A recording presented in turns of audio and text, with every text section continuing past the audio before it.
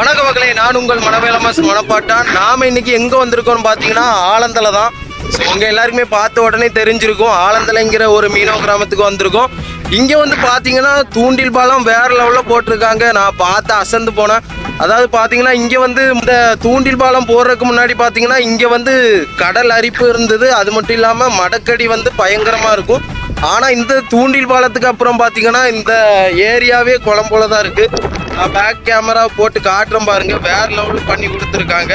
மக்களே பாருங்க, இங்கே வந்து போட்டு பாலம் வேற லெவலில் இருக்கு. அதாவது பார்த்தீங்கன்னா உள்ள வந்து 2-3 சின்ன சின்ன கட்டையான பாலங்கள் போட்டிருக்காங்க. அதில் வந்து ஒரு டி டிசைனில், அதாவது சோழப்புறம் பார்க்க ஒரு முக்கும் வாடப்புறம் பார்க்க ஒரு முக்கும் போட்டிருக்காங்க.